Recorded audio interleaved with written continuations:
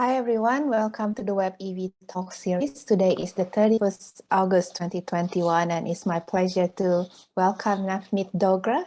He is an assistant professor of genetics and genomic science and pathology at Icahn School of Medicine at Mount Sinai, New York City in USA. So his laboratory is working on the emerging field of genomics, liquid biopsy and gene delivery. And prior to Mount Sinai, he led research efforts at IBM Research and Yale University to drive translational research in physical sensors and drug delivery. So today, his talk is going to be about exosomes and extracellular vesicles, isolation, characterization, and machine learning for RNA-based diagnostic.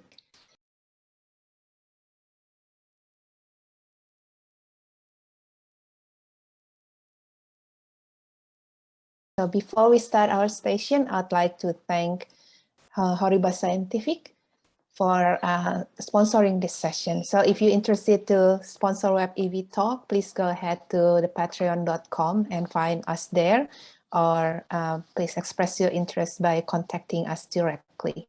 So thank you so much, and please go ahead, Navneet.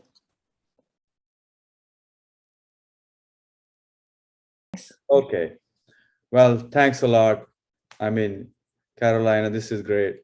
I mean, you have on this WebEVTalk, so many people have presented, right? I mean, it started during COVID, and so I and Carolina have been members of ISAV and Exosome and Extracellular Vesicles community, and she started this WebEVTalk, and so nice to see so many people have presented, so many people have come together. So very nice.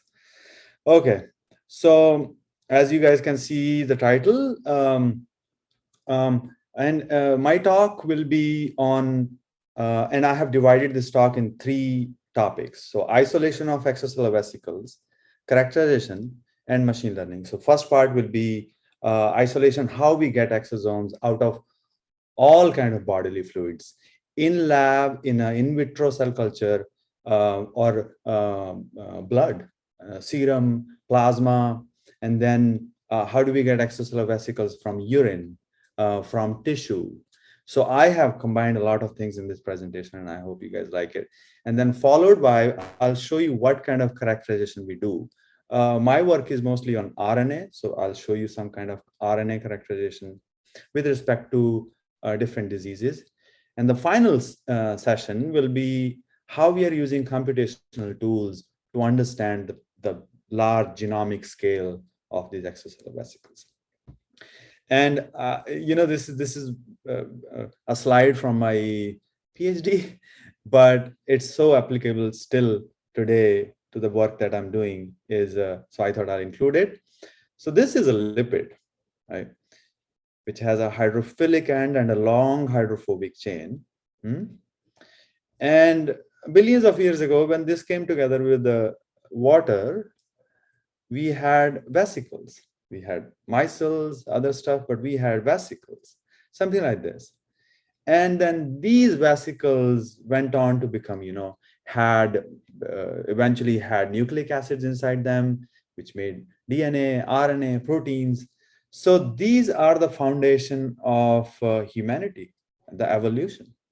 How did this all come together is very interesting. The first documented proof of lipid monolayer was by the founding father of America, Benjamin Franklin, where they showed that a drop of oil on a lake keeps spreading, and he documented that. And he said it must be making a layer, and which keeps spreading up to a certain time. Why and why not, and all that. Fast forward to 1917, where the famous Langmuir, now we know, Langmuir-Blodgett films and Langmuir films. So his paper started to come, and what is interesting is he conducted these experiments, the different lipids, different hydrophilic and hydrophobic lipids, and he will put a ball of water, and he'll put a drop of oil on it. And these oils have different hydrophilic groups. Some are bigger, some are smaller. And then he'll wait until the oil keeps spreading, and then it stops. And then he was able to measure by the surface area that is covered by how big the hydrophilic groups of those lipids are. And that's one of the first time where they found lipids, a lipid monolayer, early 1900s. Now we have in 1925, for the first time we came to know that our cells contain a double, a bilayer. This experiment was conducted by two chemists. And the experiment was, let's lyse the cells, let's take the lipids out, and let's see how much the surface area that they can cover. It turns out the number of lipids that they had versus the number of the total surface area that they could cover, they found that it's twice the area that they could cover, the lipids could cover, is twice the area of the cell. So they were like, it must be a bilayer on the surface of the cells. And that's how the hypothesis of lipid bilayer in the 1925 came. Now, fast forward, then we started looking at how are proteins there? Where are the proteins in the cells? Nucleic acids were not a thing, DNA, RNA then. So some of the earlier hypothesis was that there are some proteins on the external surface, some are on the internal surface, proteins are on both sides. And then in 1972, the fluid mosaic model came in, where now we know that it's a fluid membrane of the cells, and there are proteins, transmembrane proteins on the surface, and they're actively being carried out, being thrown out, being taken in. So that laid the foundation of membrane. And with the electron microscopy and all that, now we know we can even see the membrane. We can see how the vesicles look and cells look. Now that connects to how I started working on extracellular vesicles. I was working on lipid membrane and the vesicles first. And then what happens that as we started developing these nanoscopic and microscopic tools, we started looking at materials at ultra high resolution. So this is the work is done in 50s and 60s when electron microscopy came in, and George Palade actually went on to win a Nobel Prize in 74. But he basically brought, up until now, people were looking at metals, all the heavy metals under electron microscope. So him and many other researchers, they cut thin slices of the cells and they stained those cells with heavy metal, so cells can be seen. And these are one of the first images where you start seeing cells, these beautiful arrangements on the cell, and I'll explain you here. So this is the nucleus of the cell. Here is the ER, here are the mitochondria. If you zoom in, the first time when he zoomed in, they started seeing these tiny particles sticking to the ER. Here you can see it. Now this is 760s. They don't know what these particles are. And at the end of the ER, here, they also saw these vesicles. And these vesicles are predominantly present between the ER and Golgi apparatus. Here are the vesicles. So they came up with a hypothesis. They said, these vesicles are most likely the cargo carrying vesicles. And these tiny particles here that are sticking to the ER are some kind of transitional element. Now we know these are ribosomes, but these vesicles bud off, they put the cargo in and they go around the cell and take the material out. Now that was up until 80s, people also started seeing similar vesicles but leaving the surface of the cell. So this is one of the first paper that comes into that talks about exosomes, the word exosome. And I'll read these first, the highlighted lines. The first line is, examination by electron microscopy showed that vesicles had an average diameter of 500 to 1000 nanometer and often contained a second population of vesicles of about 40 nanometers. So there was a larger vesicles, and inside the larger vesicle, there were tiny vesicles. And here they say, exfoliated membrane vesicles may serve a physiologic function it is proposed that they be referred to as exosomes. So one of the first reference of exosomes. So they meant these vesicles that are being shut out by this large endosome should be called exosome. And now we know that these are just one kind of vesicles that are formed in this multivesicle body and being shut out. And then there are the other vesicles that are also shut out cells. And since 80s, then people started looking at their function. They are not just the trash cans, but they have a function. And now I'm going fast forward again, early 2000s. And here's another paper where we saw when you extract the RNA from extracellular vesicles, exosomes, here you can see, so this is basically a gel, but here, this is the 2D representation of a gel. So here you can see extracellular vesicles only contain small RNA, while cells, the donor cells of these vesicles, contain small RNA, but also large ribosomal RNA. And that kind of, now we started learning that they contain functional RNA, they have RNA, which can be used to deliver it for diagnostics. We can know what, how non-invasively, what the situation of the tissue is, a cancer tissue is, for example. And here, another paper where now we know that tumor exosomes may be inducing metastasis, may be talking to different tissues and cells, and may be circulating in our body.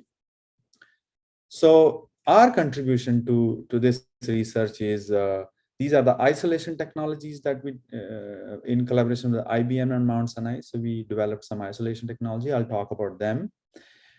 Our downstream application, downstream genomic sequencing, we were part of this paper, big paper, over 7,000 samples were analyzed. And so I'll talk a little bit about that. Our paper on prostate cancer liquid biopsy, how that can be used, extracellular vesicles and different technologies can be used. Our engineering of lipid vesicles, our most recent paper, just 2021, where we use this for liver cancer diagnostic exosomes, and one of the review on the prostate cancer, which is about to be published. So first thing when I started working on extracellular vesicles, the first thing was, this was the problem. So I was in ISEV 2027, International Society for Extracellular Vesicles, and Andy posted this joke on the ISEV, for the ISEV people. Anyone knows any EV joke? An exosome, a microvesicle, and an oncosome walk into a bar. And people are smart, but the bartender mixes up their orders because he cannot tell them apart using existing technologies. There was another one. The bartender says, what will it be, bud?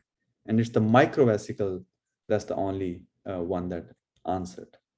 So there are, exosome are just one kind of vesicle. Extracellular vesicles is this big umbrella, and there are all kind of vesicles. So which ones are exosome, which ones are ectosome, which ones are microvesicles is not known. So there were technologies needed. How you isolate vesicles from a bodily fluid, from a cell culture media, defines the kind of cargo you will be getting, because there's a different way of packaging, a conserved mechanism of delivering stuff. So in 2015, 2016, we started working on developing the technologies that can isolate, reproducibly isolate exosomes. So these are the microvesicles and exosome, as I explained. So the overview of my lab is, first, isolate these vesicles or cell-free DNA or proteins, circulating tumor cells from different kind of bodily fluids. Isolate these particles. In this talk, I will only be talking about RNA and extracellular vesicles, and then use the machine learning tools and different RNA tools to understand, can we actually make a meaningful transition of this data into clinic. Okay, so first, isolation. Right now, there's all kind of isolation tools that are being used, based on the availability, there is a variability in isolation. So that is very interesting. So here I will talk about one of the tools that we developed. It's called deterministic lateral displacement. So what deterministic lateral displacement is, it's a chip-based technology. And here is a cartoon that shows you have these micropillars in a chip. And you can see that these micropillars are angled at a certain angle. So this is what happens. This is at macro scale, a video here, macro scale, but you can see. So if there is particles of two different sizes, one is larger than the other, the particles interact with the pillar more often and move toward the direction of the pillar. The particles smaller than the size, the gap size that we can define in our microfluidic chip, they kind of zigzag through and move past it. So if the same macro technology here can be applied to micro technology first. So this was a paper that was published in 2004 where they showed that using a similar technology, they can separate particles that are 0.8 micron, 0.9 micron, and 1.3 micron, 1.03 micron. So within the separation of 100 nanometers, these particles can be separated, which was a groundbreaking discovery because this cannot be done with many technologies. So, and that's these kind of micro patterns people start using to separate cells, red blood cells from platelets and all kinds. Our friends at up at MIT start using these for isolating circulating tumor cells. So this is the same pattern that separates red blood cells and platelets here. What we did at IBM was we made these similar chip that I showed here, but at a scale that was just so slow, so small that that could capture extracellular vesicles, the small extracellular vesicles. So if we make the gap size so small, we'll separate the particles. So in the next slide, I'll show you here. So this is the similar chip technology here, Nano DLD. This is the inlet of the chip. And here we mixed 150 nanometer particles. And as they enter into the chip, they start to separate. And here you can see we have separated 110 and 50 nanometer. Here you can see the inlet of the chip right now. These are the particles, and you can see yellow and greenish. So these are the beads, molecular, the silica beads in this case. And here, as they enter into the chip, you can start seeing them separation. And exactly here, you have separated 50 and 100 nanometer particles, which fall in the range of extracellular vesicle. But this technology can separate something that many numerous technologies, including ultracentrifugation and other, cannot. So we went ahead and we did this for extracellular vesicles, exosomes. We stained them, we put them in the chip, and we started separating them based on their size. Here is an example. So these are the stained vesicles, as you can see here. These are the same vesicles when we put them in the chip. So you will see the streaks of these particles, but they're individual particles moving into the chip. So they are basically right here. And now the last one, as you see, is you will see them only on the side of the chip because they are being separated based on their size at the side of the chip. So this is a visual representation of how we can see these particles being moved, sorted and separated at single particle resolution. And part of this was the paper that I mentioned that was published, and this paper is also in bioRxiv, which was we use these technologies, we use ultracentrifugation technology as well to separate and isolate these particles. Now, this technology is worth mentioning because we worked on this as well, size exclusion chromatography. And here what we did is we said, let's along the lines of previously Nano DLD and others, let's isolate particles based on their size from the brain tissue in this case and serum. Using the same, let's homogenate the brain. Let's get rid of the microparticles from this. Let's run it through size exclusion chromatography and separate not just extracellular vesicles, but all kind of particles. And that was the interest because extracellular vesicles is only a subset of vesicles. So here is the graph, and I'm not showing you what is what right now, which I'll show, but I like you all to make a guess. So as the particles are running out of the SEC column, size exclusion chromatography, as you can see, the larger vesicles, like microvesicles, start to come first, followed by you have these 200 nanometer vesicles, followed by about 100 nanometer vesicle. And the size keeps going smaller and smaller, and then followed by nothing. And then we get some kind of large particles right here. Now, the gray bars are the particle size, but if you look at the absorbances of these, it's very interesting that even though these are large vesicles, you can see the absorbance of these particles at 260 nucleic acid, 280 proteins, and 498 for lipid vesicles is almost negligible. However, when we reach here, you start seeing this huge increase in the nucleic acids and proteins and lipid vesicles right here, followed by a decrease in this as the size decreases, and followed by almost nothing, and then there's. So what we think is the first isolated particles are just cell debris, followed by microvesicles, followed by extracellular vesicles, and these are basically vesicles with maybe sticking outside protein, transmembrane protein, just like I said, or nucleic acids, but they're right here. And then followed by, because we don't see any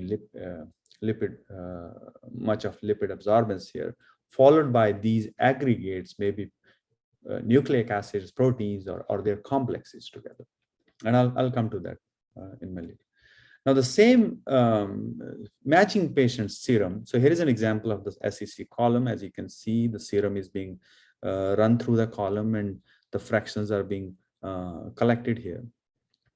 And so this is my PhD student, Tina. She's doing these experiments. And as you can see, every time she's collecting about 500 microliters, and then the next tube comes, and the next tube comes. And then we did the same analysis here. So here is an overlap. And what you can see is, so now the gray bars are for serum particles. The white bars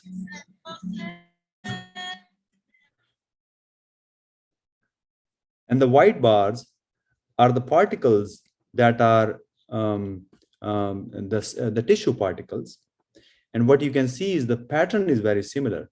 It goes from large particles here to the smaller particles, and later almost no particle size. Now, what is interesting is that this is the graph that I showed you, and I'm just showing one, the 280 absorbance. When we do that for serum, so serum, there's a very small peak here, but it's predominantly present. It predominantly contains a lot of free proteins, and those are albumin, as we know, and other proteins. So we can separate those using this technology. So I think it's worth mentioning. So we compared all these for years now. For 4 or 5 years, we compared and we said, what are the technologies that are the best? And some have their advantages and disadvantages based on what we want to collect. But some of these I'm highlighting are excellent technologies. And here's the UC plus density gradient. Here's the size exclusion chromatography, nano DLD. In our paper, we compared all of these technologies based on how many particles you get, what is the concentration factor, how long it takes, and all that.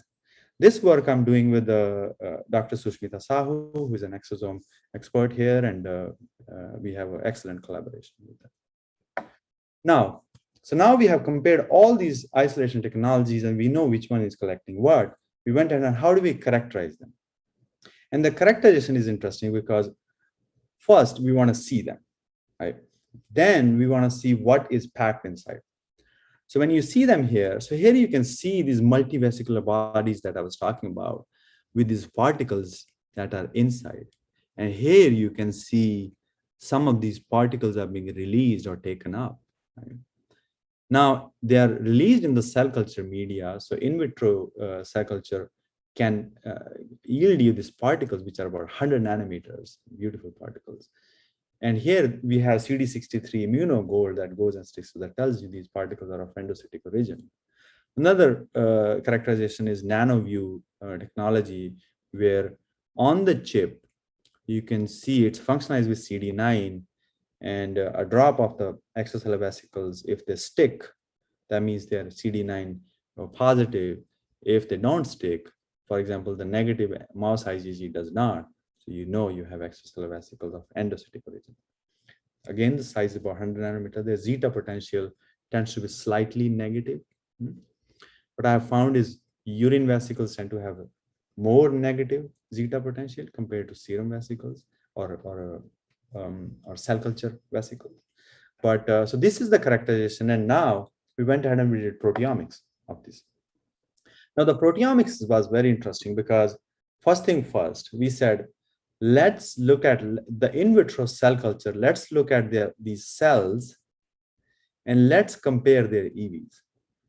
So what we do is, let's look at all the proteins that are present in the cells. And when we overlap that, so these are the same EVs that are coming from these cells, but there is these 78 proteins that are uniquely detected in the extracellular vesicles. So how can that be possible that the cells that are releasing the extracellular vesicles do not contain those proteins or contain less abundantly compared to the extracellular vesicles? And that's where we say that maybe extracellular vesicles are being shed out by the cells as a part of sending the signal or removing the trash, both. Or maybe their half-life period inside the extracellular vesicles remains longer because they are more protected, removed from other enzymes and stuff from the cells. Now, if you look at so Vesiclepedia, we looked at all the proteins that are present in Vesiclepedia, which is a database of over 1,000 proteomic EV proteomic database, and most of our proteins fall. So that gives us the confidence that what other people are seeing, we are seeing very similar results. But here's the interesting part. If you look at the subfraction of proteins that are present in the cells, you can see the majority, as expected, majority of the proteins are coming from nucleus, followed by cytoplasm, followed by mitochondria. Now, if you look at the proteins that are present in the extracellular vesicles, that's not the landscape, cell-like landscape. The majority of the proteins that are coming are from cytoplasm, followed by cytoskeleton, followed by nucleus. Another interesting thing is mitochondrial protein, as you can see here, about 11%. And now the mitochondrial protein in the extracellular vesicles are 1%, so 10 times more, 10 times less. Nuclear protein is about 3 times less, right? Cytoplasmic about half. Same goes to many others. So the proteome of extracellular vesicles is very different than their donor cells. Now, when we do the transcriptomic analysis, what do we see? So first thing we see is very similar. So this is again the gel electrophoresis, and what you see, capillary electrophoresis, and what you see here is the RNA landscape of cells compared to the RNA landscape of their EVs is very different. EVs tend to contain this very sharp peak at a certain length, and there are other small RNA, but compared to cells, it's different. So we went ahead, we developed sequencing technologies for these, and you can see principal component analysis of extracellular vesicles is very different than the cells. While cells contain a lot of predominantly mitochondrial RNA and other, extracellular vesicles tend to contain a lot of smaller RNA first, a lot of volt RNA in our case, some mRNA, some microRNA, some yRNA. So that was interesting. And absolutely so much difference between the EVs from their donor cells that we know that there's something. And this is showed, I think these correlation plots represent it very well. So if you have the cells, another cell culture, if you compare 2 different cell cultures, the R-square value is pretty good. So coefficient of determination is very good, very reproducible. If you have from this cell culture, if you have the EVs here, pretty good. This cell culture, their EVs here, the reproducibility is pretty good.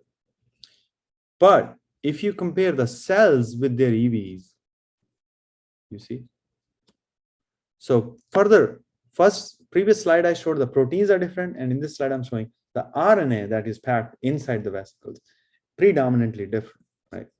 Although again, a lot of mitochondrial RNA here, and here we start to see some kind of, and have a look at these RNA. They are exclusively present, not even present in the cells, detected in the cells, exclusively present in the extracellular vesicles. And we can look at the molecular pathway as well. And here you can see cells, molecular pathway, and EVs, and although many are common pathways as well. So there is a slight overlap, but also predominantly different from the tissue of origin. Now we have done proteomic analysis, transcript. How can we combine? That was the goal of this study. So what we did is we said, let's look at what are the molecular pathways that these proteins are following. What are the molecular pathways that the RNA that we discovered are following?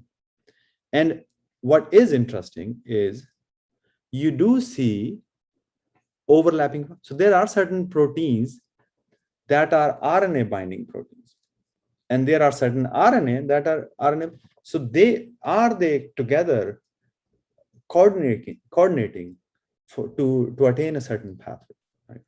And here we have some of the common molecular pathway that they may be working together. And here's an example of RNA interactome where we have the RNA that we looked at, and we looked at their complementary proteins that are also present in this. So here is the landscape, and here you can see that the complementary RNA and proteins are present in this extracellular vesicles and maybe a few. So this was, and this analysis led to this paper now, which was presented in, published in Cell. Our contribution was that we used different technologies. We conducted their RNA-seq, and I will actually click here. So you can see there is low density proteins. There is a low density vesicles. There is lipoproteins. There is high density vesicle associated RNA. And this was in the cell. But here you can see our analysis kind of isolated, UC isolated low density vesicles, nano DLD isolated high density vesicles. Thankfully, the isolated vesicles because those were size-based analysis. But then there is other particles, they are present, and they may have their own function in this. Anyways, so now we have done the characterization, isolation, characterization, and we said let's look at if we can make a translational difference using these extracellular vesicles. And one of the first disease that we looked at is prostate cancer, and we wanted to see what is going on in prostate cancer, and can we solve that risk. So as we know, 60% of men over 65 tend to have prostate cancer. Serum PSA is the one that is being looked at, and biopsy is a major concern because 85% of the men that go through this biopsy come out negative. So there has to be a non-invasive tool. Well, what could be a prostate cancer exosome, right? So prostate cancer exosome is something like this. If a prostate cancer exosome is coming from prostate, that means this prostate cancer exosome will have all the exosomal markers, and will also have prostate markers. So we'll have all the exosomal extracellular vesicle marker, and then we'll have prostate. So combine these together, we'll have the prostate. And here's an example of, so we took the tumor and the adjacent normal tissue, and we said, let's first look at how the vesicles are being secreted. So vesicles are secreted regardless of, here you can see that the conserved exosome mechanism where we multivesicular body, it fuses to the membrane and releases or takes in the vesicles. And here are the vesicles that are being released, I guess being budded off, some of those from the. But one thing that is interesting that we found is there is more vesicles in the tumor, and you can kind of see them here. But here you can see clearly so many more multivesicular bodies that are being formed in the prostate tumor compared to adjacent normal. And this is done on 3 different slices. I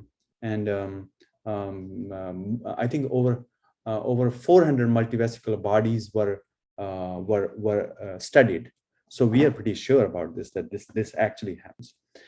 And so then we went ahead and I don't have to repeat, but we did the same process, but this time for serum.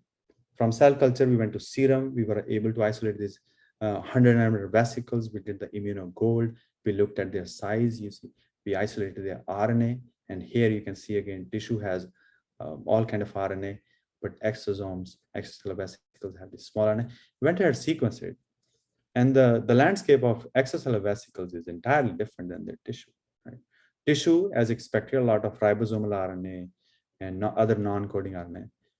Extracellular vesicles have a lot of microRNA and other non-coding RNA. So about 70% of it is non-coding RNA. So here is an interesting study. What we did is, Carolina, how much time do I have?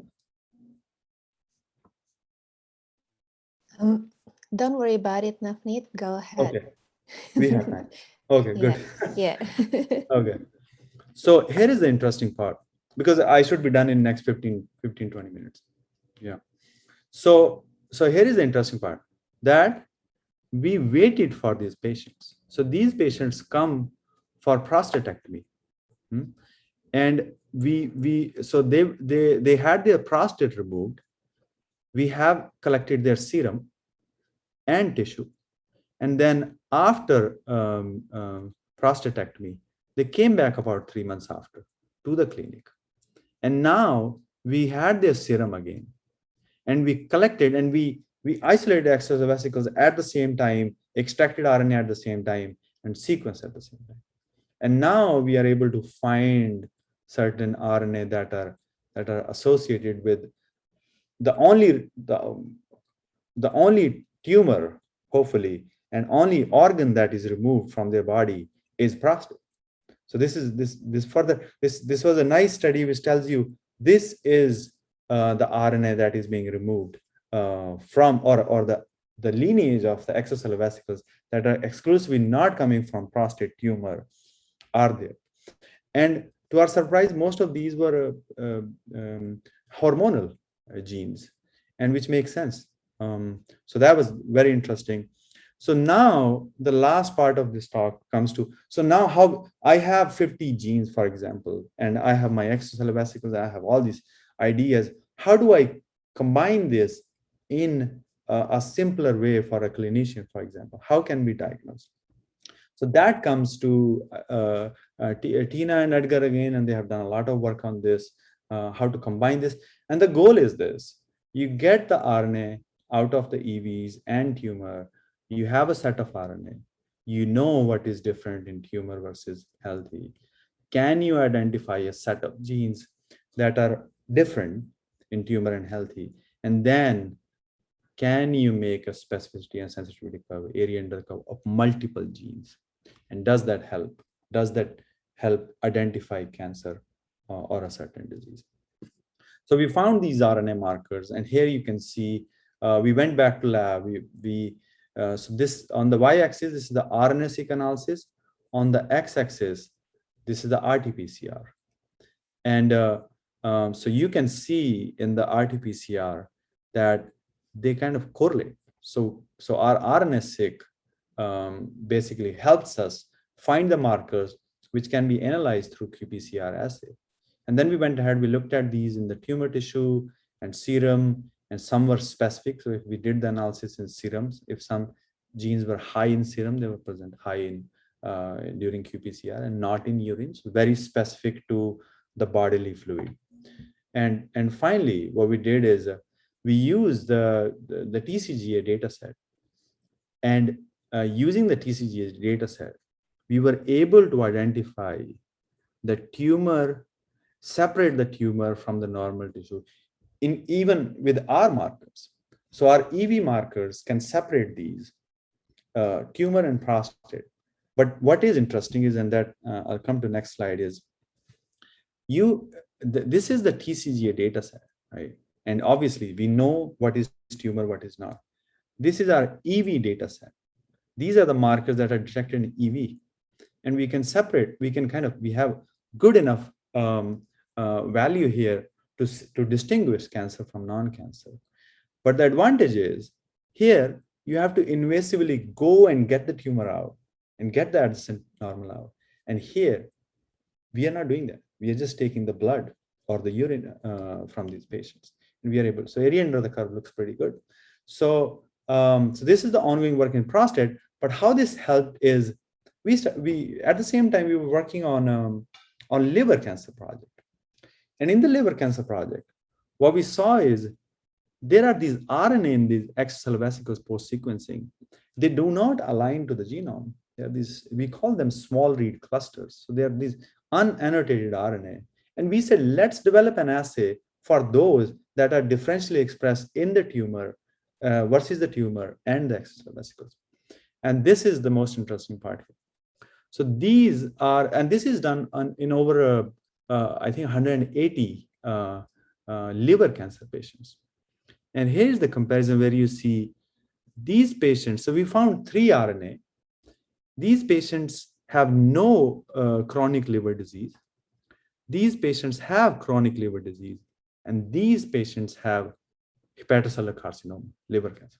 So these combined, these 3 RNA, we were able to detect and separate liver cancer from even from liver chronic liver disease and no cancer.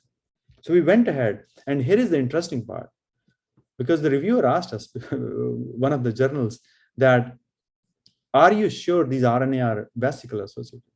And here is an example where we deplete the EVs, and we don't get the separation. We don't get these. When we enrich for EVs, then only we get this separation. So we went ahead and again we developed a qPCR assay. That's the qPCR assay, and we did it on almost 200 patients. And here is the final model that we built. And the model is, this is right now, if someone has a liver cancer, AFP is checked, measured in their blood. And this is the curve that you can see for AFP. Our 3 SMRC model is right here. And combined, these two is right here. So we are definitely enhancing the sensitivity and specificity. Plus, it's just a COVID test, just like COVID. It's an RT-PCR test for 3 RNA. And finally, there is a score. So we built a score that cumulative points of these 3 RNA, how that can be a tool to clinicians to just go have the AFP done, have the PCR done for these 3 RNA, and a cumulative score will be given to you that will tell you where you fall in the category. Do you actually have chronic liver disease, or do you actually have hepatocellular carcinoma? So with this, I have combined a lot of projects here, but I wanted to show you there is prostate cancer work going on. Then we have some of the brain projects going on. We are overlapping. We have liver cancer project that we are doing. With Sushmita, we are doing some gene delivery project, another Alzheimer's disease project. Although these are extracellular vesicles, that's the power of extracellular vesicles. If I was working on something else, I don't know if I will be able to do this many things, but extracellular vesicles are the lead actor in this movie, but we have used this in genomics and all kind of diseases and single cell and all that, gene delivery, and that is very interesting. As I said, so the goal was to first reproducibly isolate extracellular vesicles, characterize them, and then isolate their RNA and find disease-based genomic markers, and maybe ultimately a point-based system that we can use. This is the lab. These are the people actually who have throughout helped. So this is the lab. Edgar and Tina have done most of the work. And then I have Arena. She did some of the earlier qPCR, and Talia is a fresh new undergraduate. And thanks to Carlos and Sushmita, these people always there for me. Ash is the one who does the surgeries, and we get the samples from them. So thanks to them. Boyan did the machine learning, the scoring system. Some of the prostate work that I have done is with Natasha Kupriano's lab. One of our reviews is just coming out on prostate cancer. The brain work with Panos. This is the view from the lab for people who are not in New York. So this is view. This is the Manhattan, and this is the Central Park here. And so that's the Mount Sinai building. Our lab is on the 24th floor. And part of this work is done with IBM. So Gustavo and chip design with others. Some of my mentors who have helped me throughout. So my PhD mentor, Dr. Kohli, my postdoc mentor, Kyle Vanderleek, my postdoc mentor, Gustavo. And the funding comes from, for brain project from FBI and ADRC, and some other projects from the GGS department. And with Sushmita, I have a joint grant with NIH and another one. So thank you. If you want to follow me, this is the link. And with that, I will stop sharing, I assume. Yes. Thank you There you so much, Navneet. Wonderful presentations and a lot of work that you share with us today. Surprisingly, we have a Zoom bomba. It's been a while that we actually Yeah. got that, and that's a sign that we have a famous Publicity. speaker. Yeah. So and thanks everyone for put up with it, and just let them go, and we can just continue with our That's good. presentation and discussion. So Yeah. because of that, I eliminate the function of unmute yourself. So I will now I will now call those people who sign who write down their questions. So you Yeah. can ask the questions yourself with Navneet, but I will unmute you. Okay. So first we have Ting Ting. So I will try to ask to unmute. Let's see. Can you unmute actually? Not really. Now Oh yeah, you me. can. Awesome. All right, go ahead, please. Thank you. Great presentation, by the way. And I just want to ask you one question. Could you please go back to the slide where you demonstrate the percentage of mRNA in EVs? Yeah. Let's see. The comparison between the cells. Yeah. Yeah. Yeah, I saw this slide. Yeah. So as you can see, like the mRNA is like 3% in EVs. And my question is, is it possible for me to detect the mutation or gene fusion in the EVs? Yeah. Because this percentage is so low, and also the yield of EVs when we isolate them. Yeah. Very interesting question. We had the same question, and if I could show you the slides here. So we said the same thing. Can we look for kallikreins for prostate cancer, for example, right?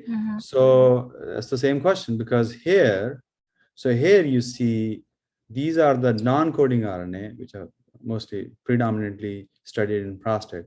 But here are the coding RNAs, which are prostate exclusive. And here you can see, for example, kallikrein 3, which encodes for PSA. So here you have its presence in tumor. Yes, it's present in serum, for example, regardless of the technology we use, right? And here it's actually abundantly present in urine. And as you can see, most of the prostate exclusive marker were had higher expression in urine, and that makes sense given the proximity of prostate to urinary glands.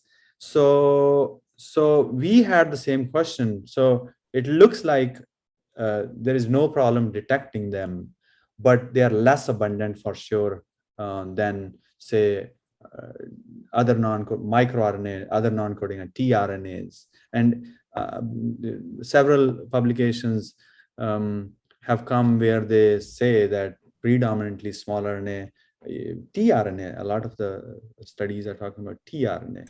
You just analyze microRNA, like non-coding RNAs. They couldn't be like tissue specific. You still have to first diagnose them, like which part of their body goes wrong, and then you can focus on.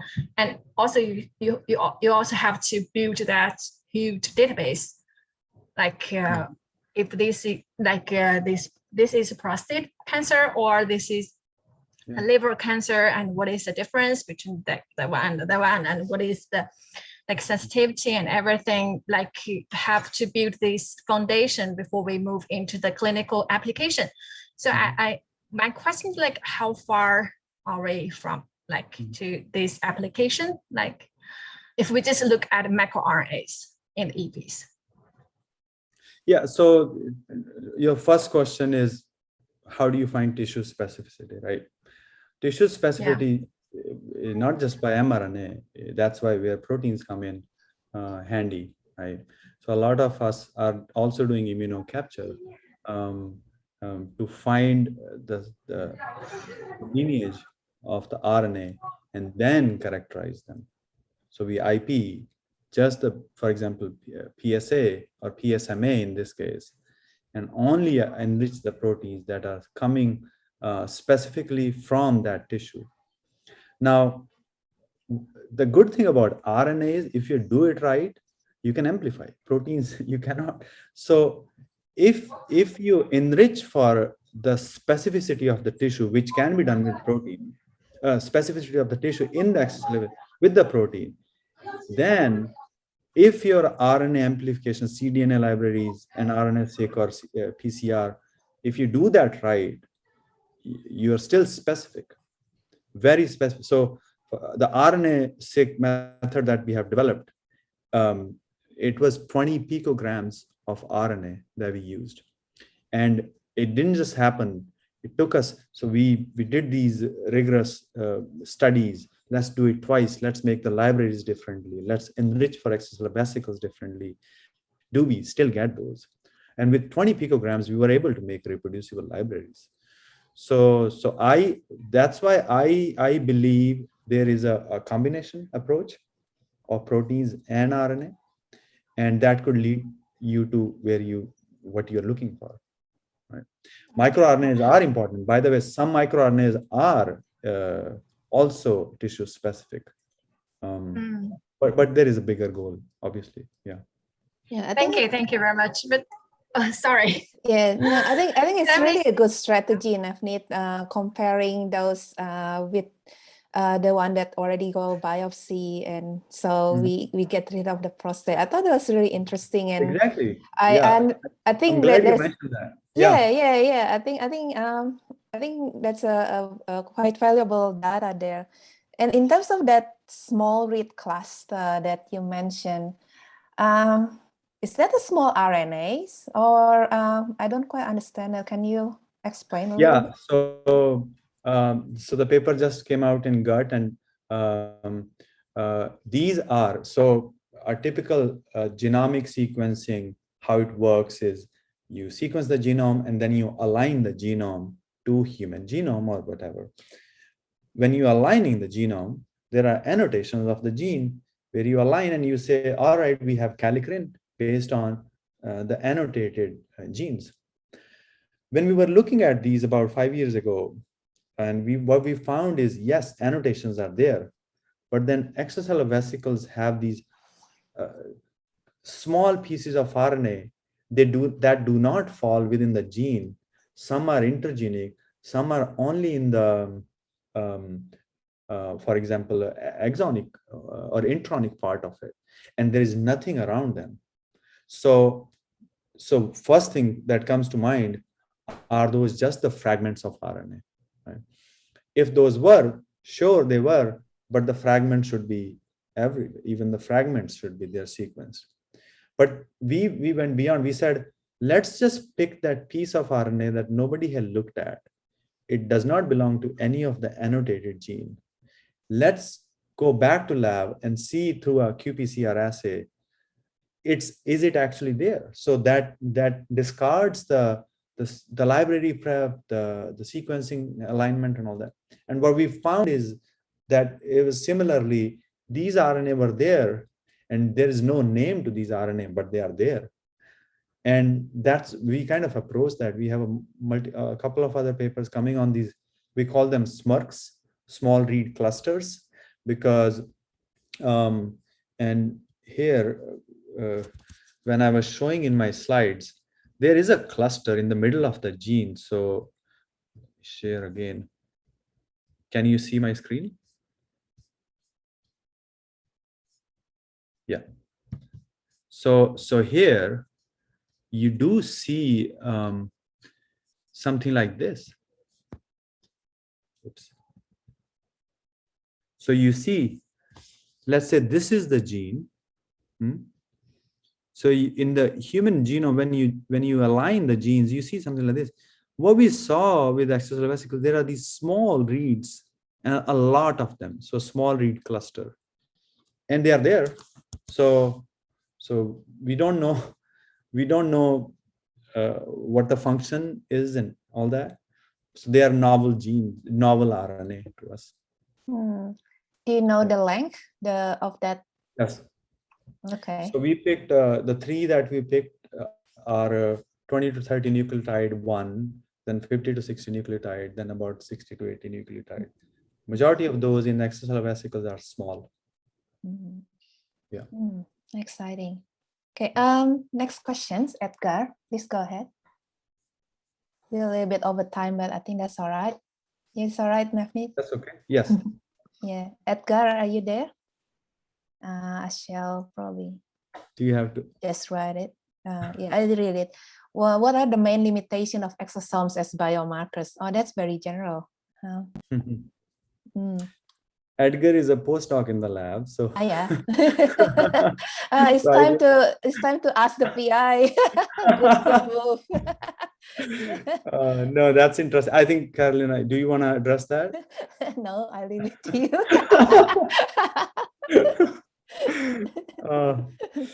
Well, the limitations, if you talk about limitations, I think what the previous Ting was asking is the process of isolating, right? There is whole blood sequencing and all that people are doing, where they get enough material, proteins, RNA, and they find a biomarker. What we think, at least the EV community think, is all that, and in one of the slides I showed all that trash that we are removing from serum, for example, albumin and other. So we are finding these intact packets of RNA or proteins, and we think that they are conserved, protected, which I showed. So the advantage is it's conserved, it's protected. The disadvantages are by the time we get EVs, the amount of stuff we get is super small. Okay, Mrna, your turn now.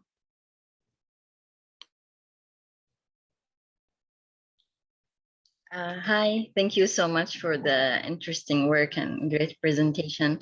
So I have a question regarding the RNA concentration and extracellular vesicles, because from my reading, most of the studies claim that RNA is very limited in EVs. Some studies even say that it's 1 copy per vesicle. So how do you deal with this low concentration, especially that you're withdrawing samples, from patients, you're collecting samples from patients. So yeah, how do you address this problem? No, very, very good question. And based on our calculations as well, we think it's about 1 copy per vesicle. So we have 10 to the 9 to 10 to the 14, actually, if you see the concentration on my slides. The cell culture media had, we collected about 200 ml of media. From that, we collected vesicle. For serum, we had about 2 ml of serum. And we have about 10 to the 12 vesicles. So if that's the case, 1 RNA per vesicle is good enough as long as you do it reproducibly. Amount is a concern. There's no doubt about that we sometimes, we don't have enough stuff. And that's why one of the purpose of moving away from UC and followed by density gradient is it's a 3-day process. You lose, there's about 20% enrichment. So those are concerns. And if there is 1 RNA, and if you have 10 to the 9 vesicles, it's good enough. Yeah, it's less, but we have reproducible results. We have done it many times now. We know it's there. Okay, thank you. Thank you. Very, very interesting. Maria Celeste, please go ahead.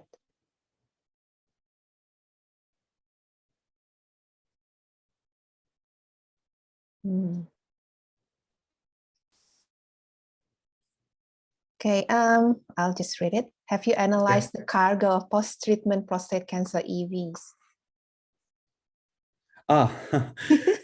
Yes, we plan to.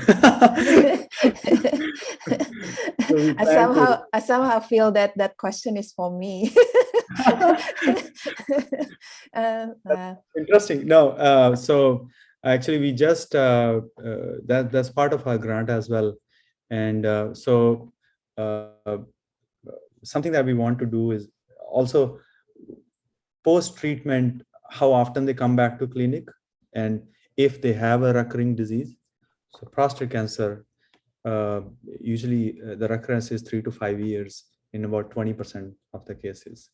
So some of these men will come back with the disease, and it'll be a longitudinal study for sure, but we have an IRB established where we collect serum. And the goal is actually, since you mentioned that, we not just post prostatectomy. So we are doing something that is along the lines that these people, some of these patients decline to have prostatectomy, but they go for a laser treatment. Something is called proton therapy. And so they go through proton therapy, and we don't know, nobody knows if there is a positive effect or if the prostate tumor stays or not. So what we proposed, and also when they undergo laser ablation or other therapies, the PSA actually increases. So you don't know if it's working or not up until when they cure, their prostate is cured. So we proposed a study where these patients are going through proton therapy, and then 18 months after they'll come back, and we'll study the extracellular vesicles from them. And I look forward to doing that. We are waiting still. Seems like some people have problem to unmute, even though I already changed it about 5 minutes ago that you can unmute yourself. So if you still want to have a follow-up questions for Navneet, please go ahead. I can read some of the questions. Yeah, but I think we've gone through all the questions now. So okay. yeah. This right. is Natasha Kipriano. I just have a comment that I posted. Hey, Navneet, beautiful presentation. It's very important really to recognize that moving forward, your work really opens so many avenues for translational investigations in human disease. This is at a time when there is so much skepticism about the existence or the integrity of exosomes, as you know, and it's so nice to see how far you have moved the field. So it's just, it's been a creative joy to collaborate with you, and look forward to many collaborations in the future. Thank you. Thank you very much. Okay, thank you so much, everyone. Sorry about that technical difficulties. But Navneet, thanks so much again for sharing your result. Very exciting. And I'd like to see that list of RNAs before and after biopsy. I hope you get it published very soon, and then we can all enjoy that. Yeah. I have a patent file. Yeah, that's right. That's right. That's why you probably couldn't see it. Yeah, that's right. Okay. Thank you, everyone. Okay. Thanks a lot.